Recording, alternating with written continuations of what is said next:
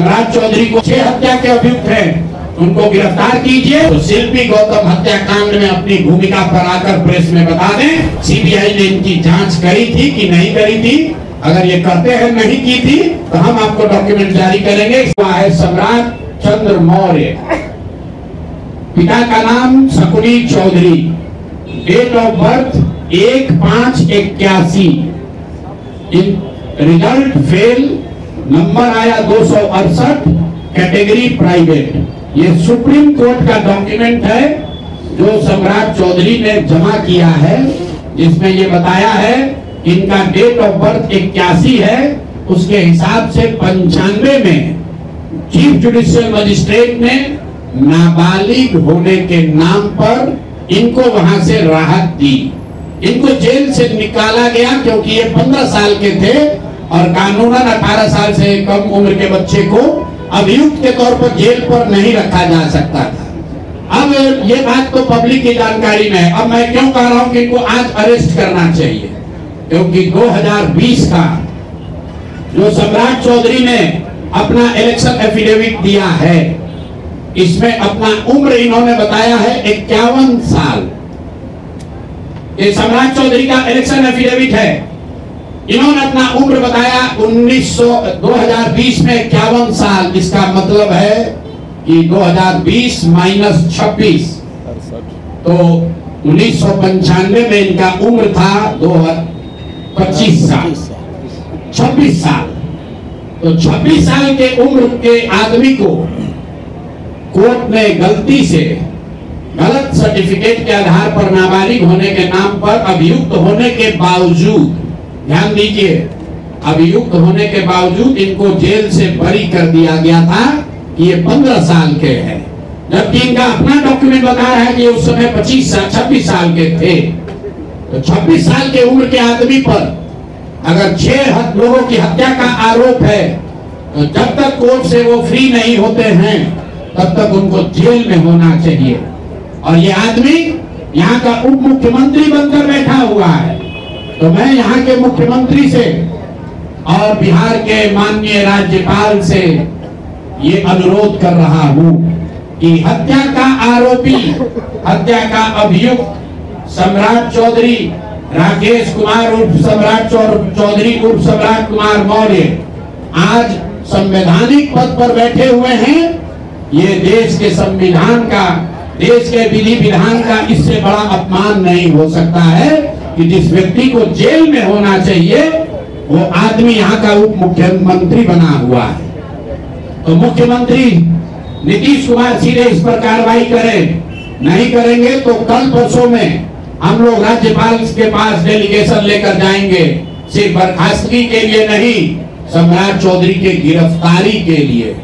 पूरा समझिए, मैं कैमरे पर कह रहा हूं, सम्राट चौधरी हत्या के अभियुक्त है, जेल से फर्जी डॉक्यूमेंट निकाल कर बाहर निकले हैं। या तो इनको बर्खास्त करके गिरफ्तार कीजिए और नहीं तो देश में जितने लोग हत्या किए हैं उनको भी जेल से छोड़ दीजिए।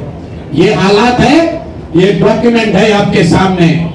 ये सम्राट चौधरी का इलेक्शन एफिडेविट है जिसमें 2020 में उन्होंने अपने आप को 51 साल का बताया है।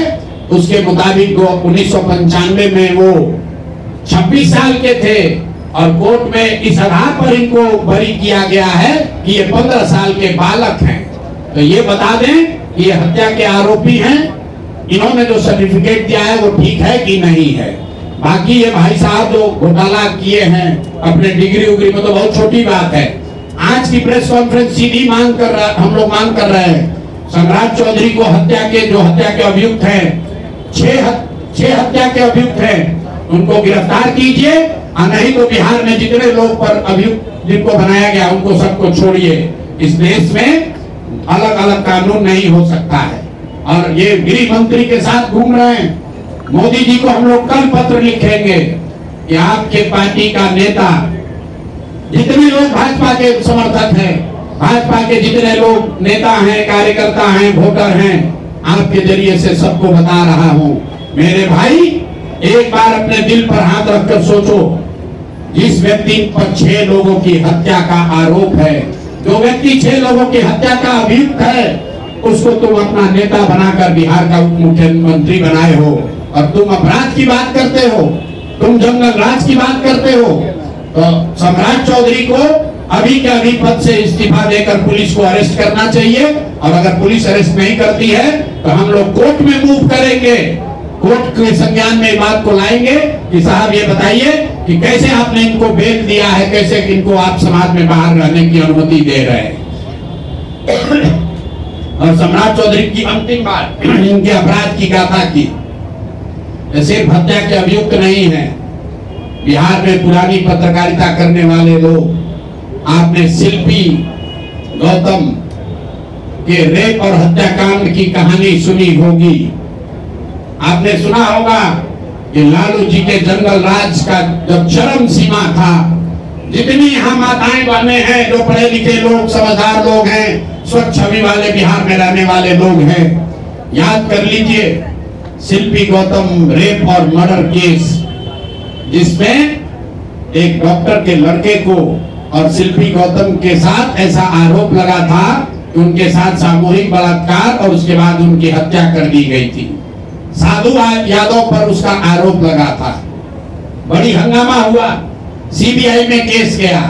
मैं आपके माध्यम से आज पूछ रहा हूं कि क्या अभी के उप मुख्यमंत्री सम्राट चौधरी उर्फ राकेश कुमार उर्फ सम्राट कुमार मौर्य उस केस में संदिग्ध अभियुक्त के तौर पर नामजद थे या नहीं थे, ये प्रेस में वो बता दें, उसके बाद हम उसका डॉक्यूमेंट आपको जारी करेंगे। इनका सीबीआई में इनको अभियुक्त के तौर पर इनकी जांच की थी कि नहीं, उस मुकदमा में इनको नामजद संदिग्ध बनाया गया था कि नहीं, ये सीधा आपको बता रहे हैं।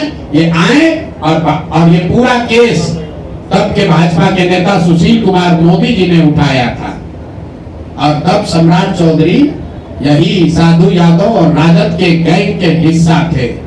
और अब वो बता दें, हम इतना ही बोल रहे हैं, अभी से भी गांधी जी ने कहा है गलती हो गई तो आकर माफी मांग लो, आकर बताइए कि उस केस में आप अभियुक्त के तौर पर आपको सीबीआई ने आपकी जांच की थी कि नहीं की थी, आपके सैंपल टेस्ट लिए गए थे कि नहीं लिए गए थे, आपके उस घटना में क्या संलिप्तता है नहीं है, ये बताइए।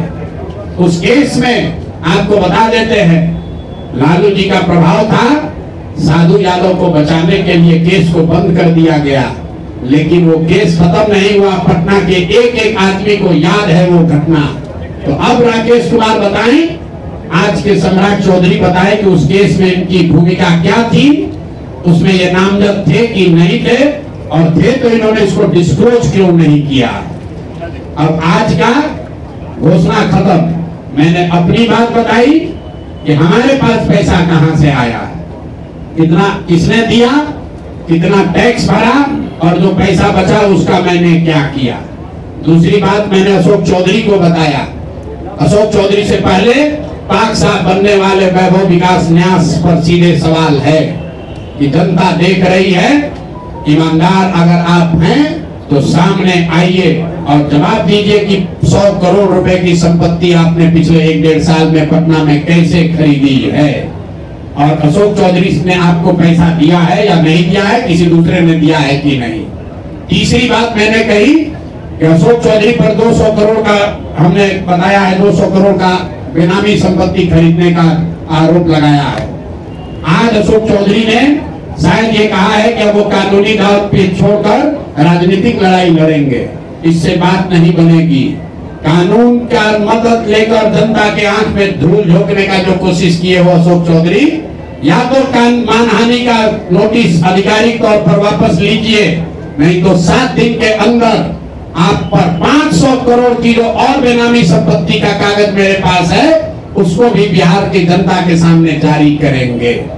और चौथी बात जो मैंने बताई, अभी के उप मुख्यमंत्री सम्राट चौधरी, जिन पर 6 लोगों की हत्या के जो अभियुक्त हैं, और कोर्ट ने जिनको राहत नहीं दी, बरी नहीं किया, सिर्फ नाबालिग होने के गलत सर्टिफिकेट की वजह से कोर्ट ने इनको छोड़ा है। अशोक चौधरी ने खुद मान लिया है अपने इलेक्शन एफिडेविट में कि 1995 में उनकी उम्र 26 साल थी। तो अब अशोक चौधरी को तुरंत पद से बर्खास्त करके उनको गिरफ्तार किया जाना चाहिए। सम्राट चौधरी, सॉरी, ये दोनों चौधरी में कंफ्यूज कर गए। सम्राट चौधरी उप मुख्यमंत्री को, जो हत्या के अभियुक्त हैं, इनको पद से सिर्फ इस्तीफा नहीं देना है। इनको पुलिस अगर गिरफ्तार नहीं करती है तो दंचुराज कोर्ट में मूव करेगा। कल हम लोग गवर्नर से टाइम लेंगे। और अंतिम बात जो मैंने कहा कि अगर इससे भी बात नहीं बनती है, इनका आपराधिक चरित्र खुलकर नहीं आपको दिखता है, तो शिल्पी गौतम हत्याकांड में अपनी भूमिका पर आकर प्रेस में बता दें कि ये उसमें एक संदिग्ध अभियुक्त के तौर पर सीबीआई ने इनकी जांच करी थी कि नहीं करी थी। अगर ये करते हैं नहीं की थी तो हम आपको डॉक्यूमेंट जारी करेंगे, सीबीआई के डॉक्यूमेंट, कि इनकी स्थिति उसमें क्या थी। अब मेरा बात खत्म हुआ, अब आपको जो सवाल करना है वो कर लीजिए।